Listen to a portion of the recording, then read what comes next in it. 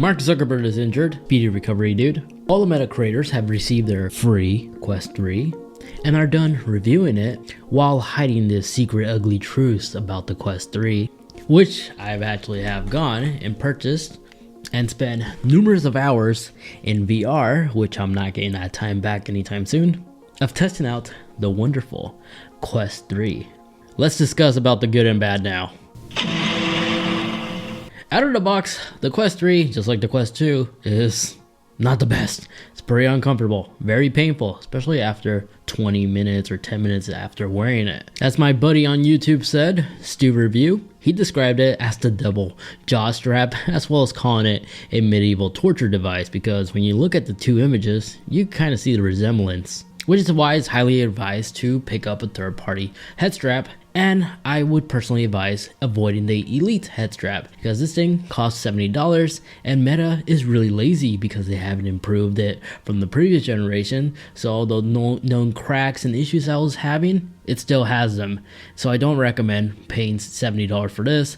Pay a quarter of that by picking up third-party ones, as there's a lot of amazing ones out there. I am personally using the Bobo VR, but I also picked up this one. Works perfectly fine and it's much more affordable. So support those amazing third parties that actually take the time in re-engineering. Don't support Meta for being lazy. And there's no padding either.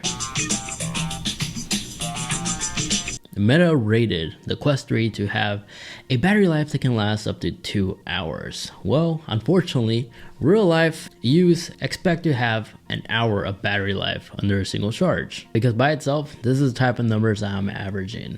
But thanks to the latest firmware update, if you actually go in your Quest settings and go into power, there is a low power mode, which is set to lower the VR graphics to allow the Quest 3 to last even longer than a single hour.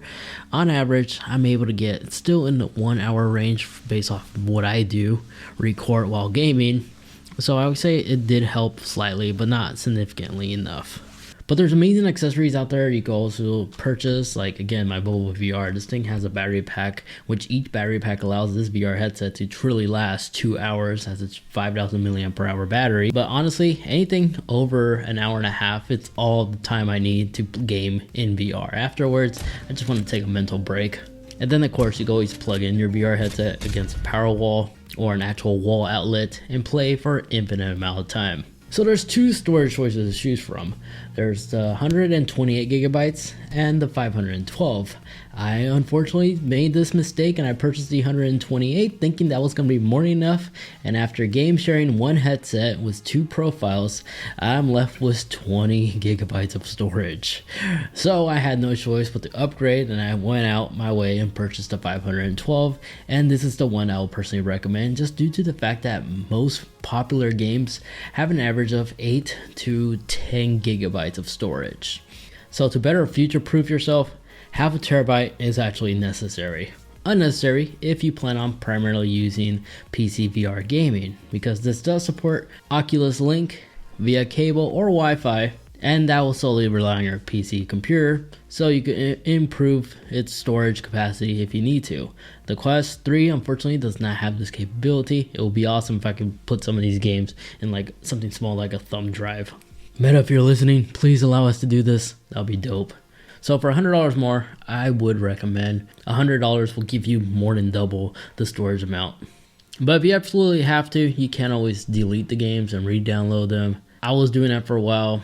Nothing beats just having the game right there on standby mode and ready. So the controllers on the Quest 2 are actually amazing. I'm actually blown away how advanced this controller is. It's honestly better than the Pro controller from Quest. Even though the Pro controller has cameras, I find that the AI functionality that this thing has is more consistent and accurate, especially in low light environments, than it is with the Pro controllers. There's been a couple of times I'm playing Beat Saber in a low light environment, I'll lose signal, or the tracking would just be trash. This, I haven't faced that, regardless on the environment situation.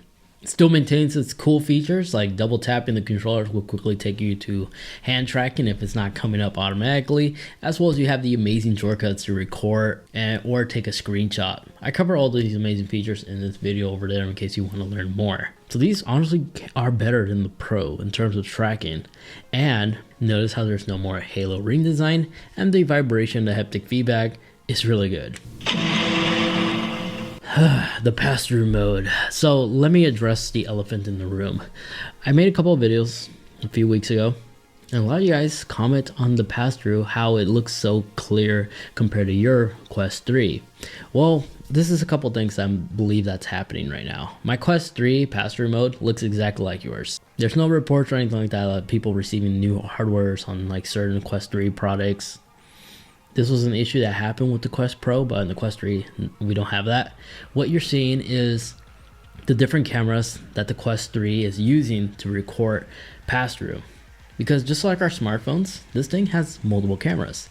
And if you look at an object and wait a couple seconds, it clears up, as the Quest headset selects the clear sensor. But the one you see on pass-through mode is probably this main one right here, this ultra wide. But this is the camera that it uses to record pass-through. But what you're not seeing is how it actually looks like through the lens. Thanks to the power of the internet, there's a lot of side-by-side comparison, and from everything I've seen and from my personal experience from owning the Pro and the Quest 3, pass-through is very similar. Just with the Quest Pro, it caused the color to like warp out of its place if you look closely. This is something I personally also have experienced multiple times. But the quality in terms of like color accuracy and stuff with the external cameras, it's the same generation of pass-through technology. It's just the lens on the Quest Pro are so much clearer and a better resolution that it definitely looks better on the Quest 3, including reading text messages like off your phone, as well as reading a book. So much clearer and visible on the Quest 3. It's so clear that people have actually been taking these to the gym. You probably saw a couple of those videos. And some people actually have been cooking around the kitchen while watching a movie. Kind of dangerous, but it works. My dog's making noises. But I wanted to test out how it would perform while driving. And the outcome was this. I do not recommend. So after you're driving past 5 or 10 miles per hour, the Quest headset cannot keep up and will lose tracking and will literally make everything look like a blur. As if you're going 200 miles per hour. Don't ask how I know. It creates this weird tunnel vision. So no, you cannot drive with your Quest 3. These pancake lens are amazing. Unfortunately, I'm unable to actually use my glasses, as the fascia structure, this thing, for some reason I can't think of the name at the moment, but it's so narrow in here that I have a hard time fitting these type of glasses in there, so I highly advise picking up prescription lens.